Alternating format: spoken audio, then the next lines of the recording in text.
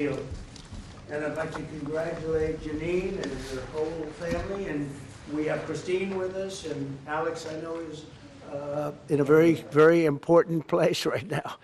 And the two children, but they're not children anymore, and I've heard that, Christine, you're doing unbelievably well and very successful at a great law firm, so it's great to have you with us. Thank you very much. Over 5 decades, Jeanine Pirro, known by millions as Judge Jeanine, has devoted her life to the pursuit of justice, the defense of freedom, and the fair, equal, and impartial rule of law, and that's what she's about. She was a great DA. I remember her very well. She was as good as anybody I've seen. She began a career in 1975 as an assistant district attorney in Westchester County, New York, where she prosecuted violent crimes, and that was a serious prosecution. And she went after real criminals, not fake criminals like we seem to do today nowadays, people that shouldn't be prosecuted, including rape, murder, and was a tireless warrior on behalf of the most vulnerable people in our society. In that role, Jeanine helped create one of our country's first domestic violence bureaus. I think it was the first, Jeanine. And as its chief, she revolutionized victim protection and bold, innovative policies like very few people even thought of. In 1990, Jeanine became the first female judge in Westchester County history. And following the year, and by the way, very distinguished, had an unbelievable distinguished career. And in the following years, she presided over numerous complex criminal cases. The reason they were complex is that other judges were not able to understand them. They were called the complex cases. My sister had them too. They always used to give her the complex cases because other people didn't understand them, including high-stakes felony narcotics trials. Her outstanding judicial record earned her the honor of being named the #1 judge in 1990 by the Independent Fund for Modern Courts. That's nationwide. Outstanding judge. The following year, Judge Jeanine was elected Westchester County District Attorney, became the top prosecutor for a jurisdiction that included some of the largest suburbs in New York City, including Yonkers and White Plains. It's a big deal. As district attorney, Jeanine tackled high-profile violent crime cases and established one of the nation's most successful cybercrime units to combat online child abuse. She was way ahead of a lot of people.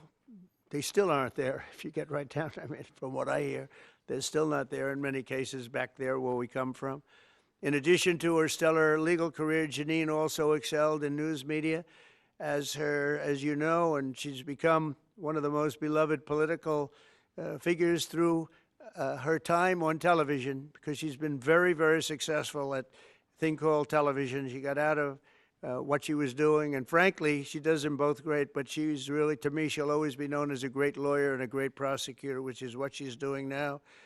So Jeanine Pirro, I have no doubt, will be an exceptional U.S. Attorney for the District of Columbia, one of the truly most important positions in our country, of any position, where she will restore public safety in our nation's capital, break up vicious street gangs and criminal networks, and ensure equal justice under the law. You'll see very, very big improvements in the D.C. area, that I can promise you. So I want to congratulate Jeanine. I want to congratulate you and Christine and your whole family on this undertaking. And as you know, Pam Bondi is doing an unbelievable job as our real leader in the fight against crime. And Pam heard about this, and Pam said, I'll have to find time for Jeanine. She doesn't have time to do this, but for Jeanine she did, and she's going to be doing the swearing in. So Pam, thank you very much for the great job you're doing and for swearing in our friend, Justice Jeanine. Good. Thank you. Come on up.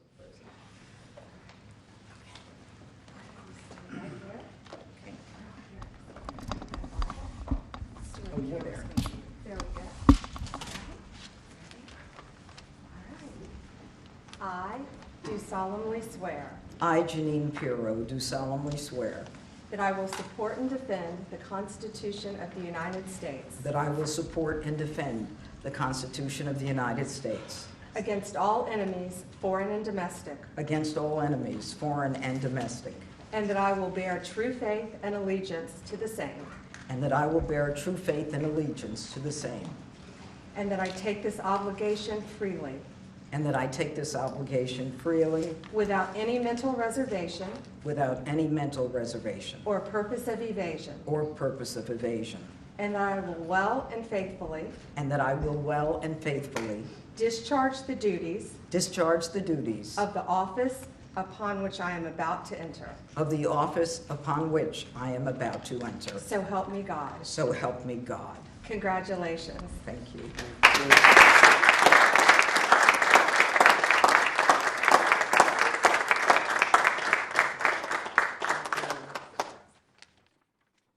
Thank you, Mr. President, and thank you, Madam Attorney General, both my friends for many years.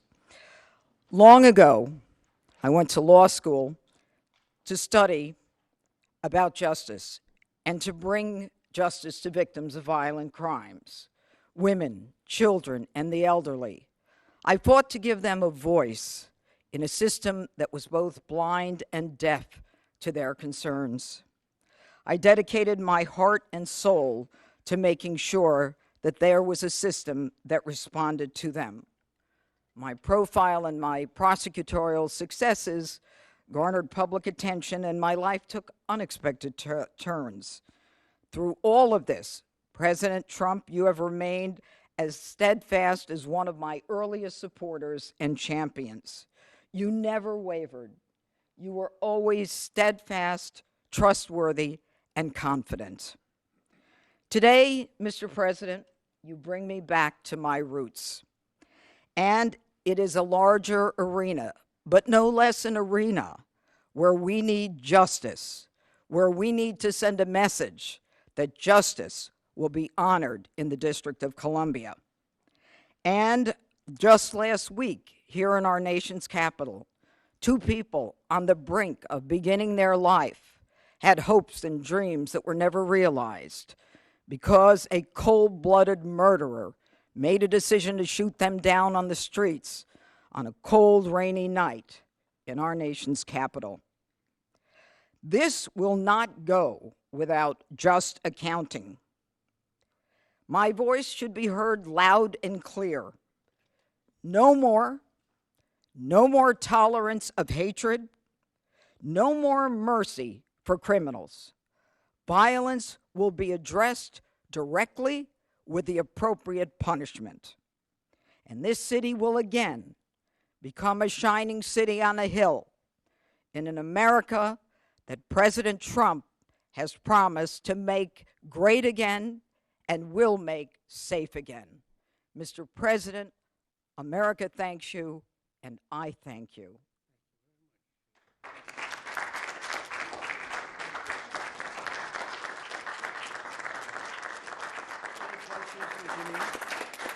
Any questions? Oh, boy. You just want to talk to him. I get it.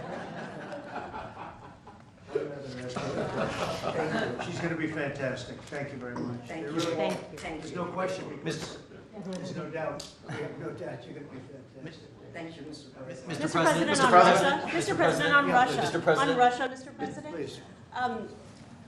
Do you believe the Russians are being disrespectful when they say that your criticisms of Putin are simply an emotional response? And do you still believe that Putin actually wants to end the war? I can't tell you that, but I'll let you know in about 2 weeks. Within 2 weeks, we're going to find out very soon. We're going to find out whether or not he's tapping us along or not. And if he is, we'll respond a little bit differently. But it'll take about a week and a half, 2 weeks. We have Mr. Witkoff is here, who's doing a phenomenal job, is dealing with them very strongly right now. They seem to want to do something, but until the document is signed, I can't tell you. Nobody can. I can say this. That I'm very disappointed at what happened a couple of nights now, where people were killed in the middle of what you would call a negotiation. I'm very disappointed by that. Very, very disappointed. Yeah, please.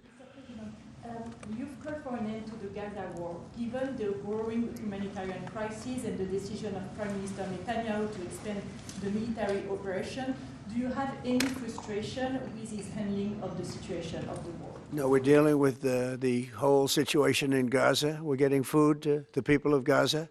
It's It's been a very nasty situation, very nasty fight. October 7th was a very nasty day, the worst that I think I've ever seen. It was a horrible day, and people aren't going to forget that either. So we'll see how that all works out. And Steve, would you want to say a couple of words about Gaza because you just have some information? Steve Witkoff, do you want to come up for a second? You might give them a little bit of information as to what's happening with Gaza and also Israel. We're having some very good talks with Iran. We'll find out whether that means anything, but we're having good talks. Congratulations. Well, hi everybody. I think that we are on the precipice of sending out a new term sheet that hopefully will be delivered later on today. The President is going to review it, and I have some very good feelings about getting to a long-term resolution, temporary ceasefire, and a long-term resolution, a peaceful resolution of that conflict.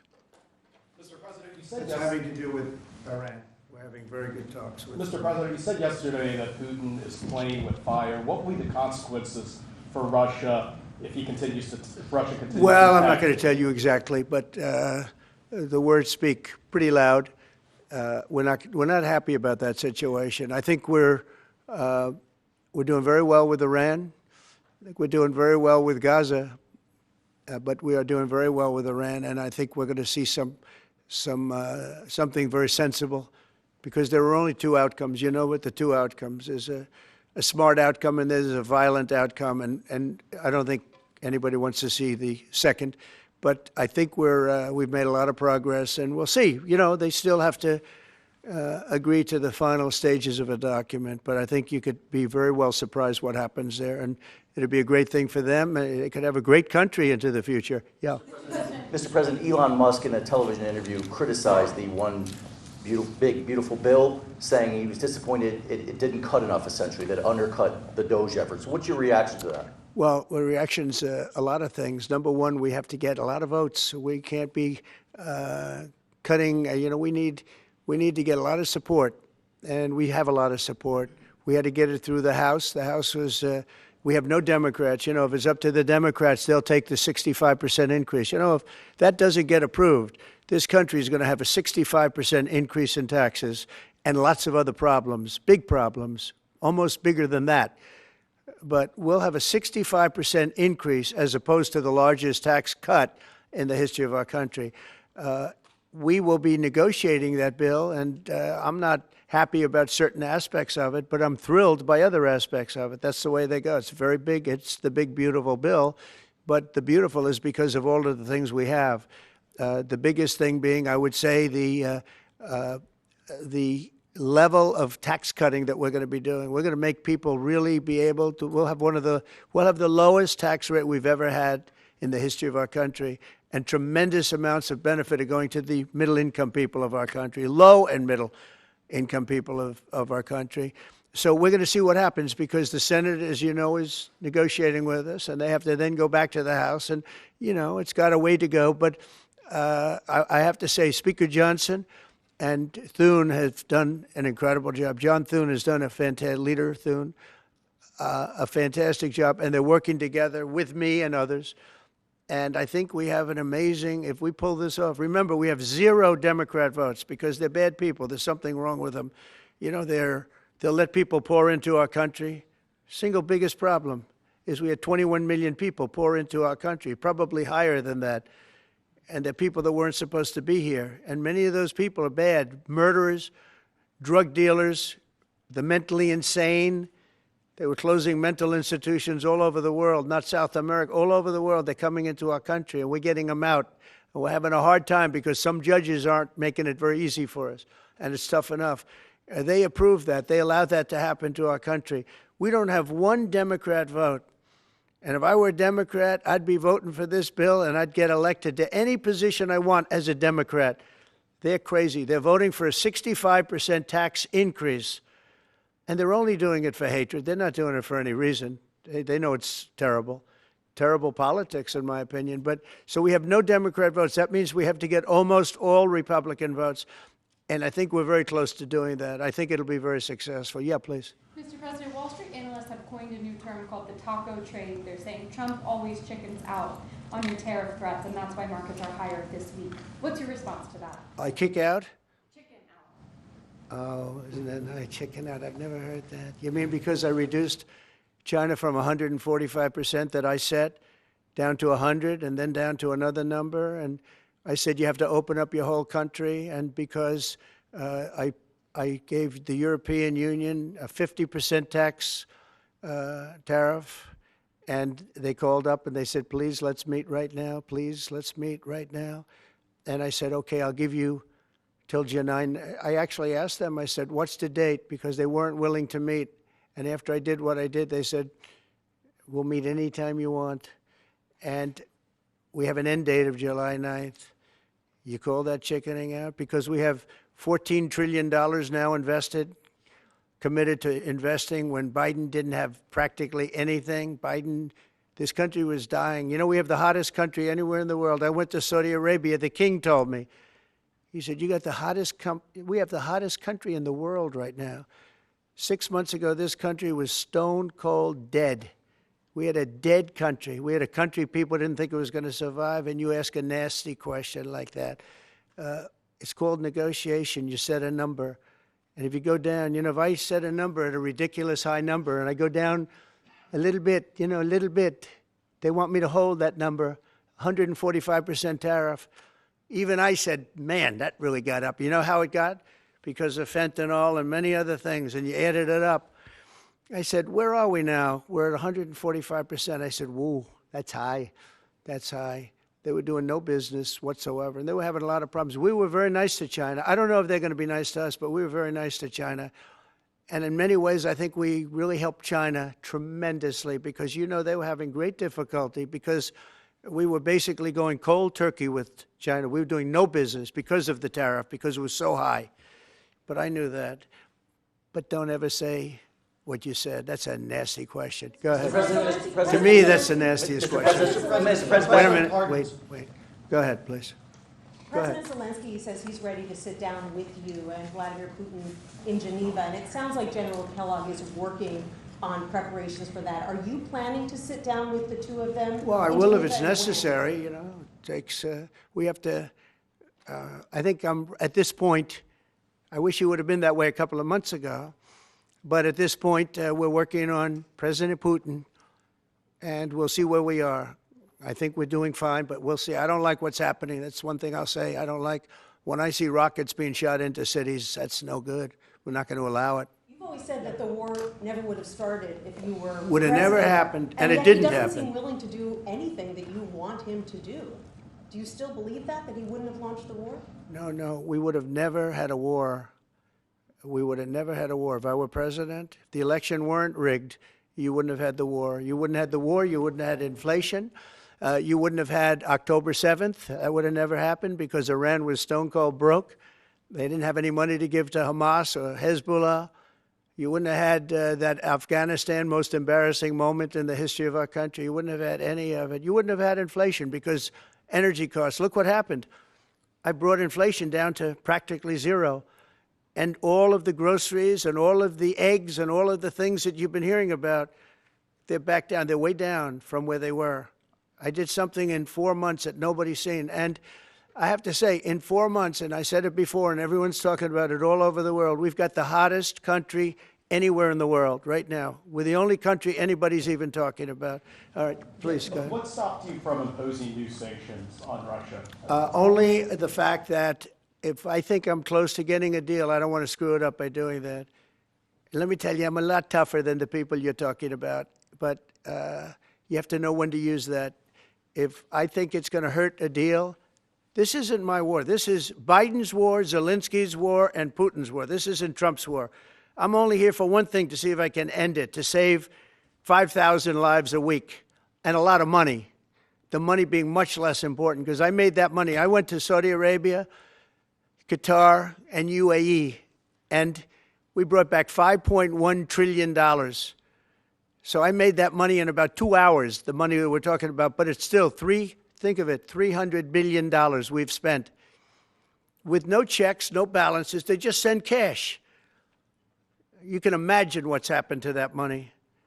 I never saw anything like it in my life. But I'm more interested because I picked up $5.1 trillion and, by the way, got a beautiful, big, magnificent, free airplane for the United States Air Force, okay?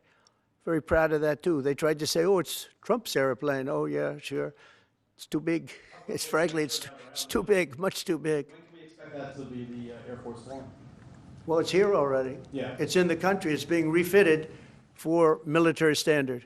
How much will it cost to refit it? Oh, I don't know. Whatever it is, a hell of a lot less than building a new one. We're waiting too long from Boeing. Boeing has got to get its act together. Yeah. Sir, on Nippon Steel, this arrangement that was just announced in the Yeah. golden share, is that an arrangement you would consider for TikTok as well?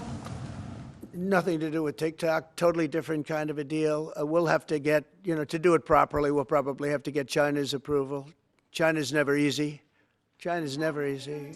But I think we'll be able to save TikTok. I'd like to save TikTok. I mean, TikTok was very good to me. I won the young people by 37%. No Republicans ever won, and I won by 37%. And Charlie Kirk will tell you TikTok helped, but Charlie Kirk helped also. Oh, he just happens to be here. Look at it. He loves that we mentioned that name, right, Charlie? He's done great, and I appreciate all the help. But with young people, we won by 37%, Charlie, and you helped. But TikTok was amazing. And he was the first one. He said, get on TikTok. So I have a little bit of a warm spot. I know I shouldn't. They'll say, quid pro quo, put him in jail for the rest of his life, quid pro quo. No, TikTok was very good to me. I won young people. I don't know if it was because of TikTok, but it was something happened. No Republican has ever won they call them young people. Young people, you can define it a lot of different ways, but I won every age group in young people. And it never happened, and won by 37%. That's a lot. Yeah. Back on Iran, did you warn Prime Minister Netanyahu against taking some sort of actions that could disrupt the talks there in a phone call last week? Well, I'd like to be honest. Yes, I did. Next question, please. Just last on sanctions. I did, yeah. If Senate Republicans want to push It's not a warning. I said I don't think it's appropriate. What exactly did you tell him? Did you I just caution said him? I don't think it's appropriate. We're having very good discussions with him, and I said I don't think it's appropriate right now. Because if we can settle it with a very strong document, very strong, with inspections and no trust. I don't trust anybody. I don't trust anybody. So no trust. I want it very strong where we can go in with inspectors. We can take whatever we want. We can blow up whatever we want, but nobody getting killed. We can blow up a lab, but nobody's going to be in the lab, as opposed to everybody being in the lab and blowing it up, right? Two ways of doing it. Yeah, I told him this would be inappropriate to do right now because we're very close to a solution. Now, that could change at any moment. Could change with a phone call. But right now, I think they want to make a deal, and if we can make a deal, save a lot of lives. When do you think a deal could happen on Iran? On which? A deal with Iran could happen. When do you Oh, I think? don't know. I think over the next couple of weeks, if it happens. Yeah. And on the, when could the administration resume the interviews for foreign students' visa? When do you think your administration could resume these interviews? On what? For the foreign student visa. Yesterday there was... For the French visas? For the French too, but all the foreign students. Oh, for the foreign visas? What are you referring? Foreign visas for what? Are you talking about for colleges? College Okay, so students. you're off of Israel. Now you're talking about colleges, right? Yes, now. Okay. Well, we're going to see. Look, Harvard has been a disaster. They've taken $5 billion plus. $5 billion. Nobody knew that they were making this kind. If we didn't do this, we would have never found this out, Pam. They're taking $5 billion. And I'd rather see that money go to trade schools. And by the way, they're totally anti-Semitic at Harvard, as you know, and some other colleges too, in all fairness to them. And it's been exposed, very exposed. And I think they're dealing very badly. Every time they fight, they lose another $250 million. Yesterday we found another $100 million. And they have, they have a fund, an endowment, $52 billion. All right? They get a lot of that from the United States. And I think it's ridiculous. I think this, everyone's coming up to me saying, we love the idea of trade schools.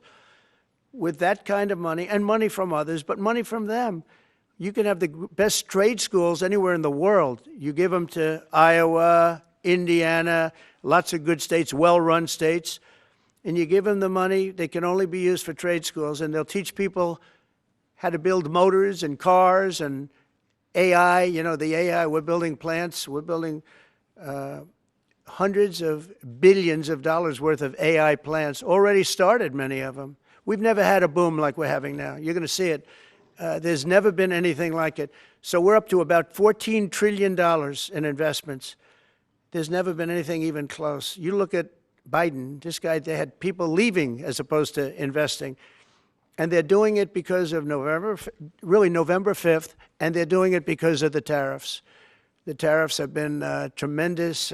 Well, I can promise you, and I have great respect for the people at the European Union, they wouldn't be over here today negotiating if I didn't put a 50% tariff on. The sad thing is now when I make a deal with them, it's something much more reasonable. They'll say, oh, he was chicken. He was chicken. That's so unbelievable. I usually have the opposite problem. They say, you're too tough. Mr. President, on Harvard, there were some Jewish students protesting on campus yesterday. They said they don't want you making these huge cuts, cutting off student visas to Harvard in their name, because they feel Harvard like it has makes to them show more us. of a target. Okay, Harvard has to show us their lists. They have foreign students. About 31% of their students are foreign-based, almost 31%.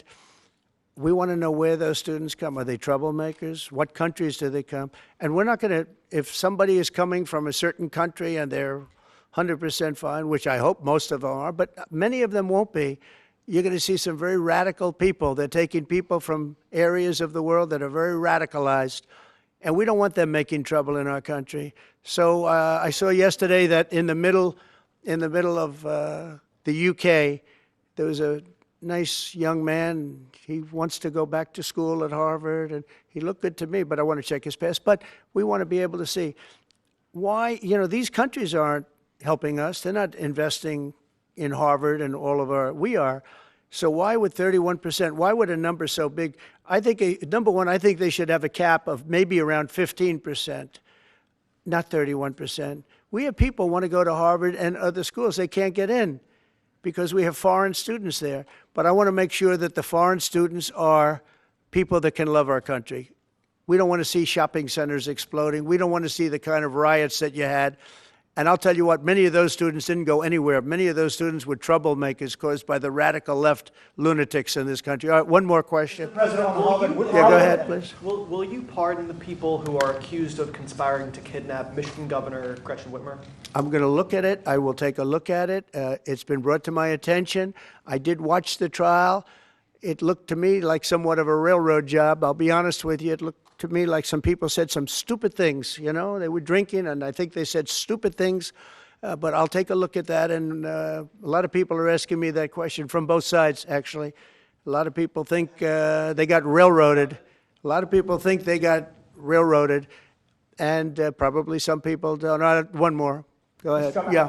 How will the confrontation with Harvard end? Do you foresee? I don't know. I don't know. Harvard's got to behave themselves. Harvard is treating our country with great disrespect, and all they're doing is getting in deeper and deeper and deeper.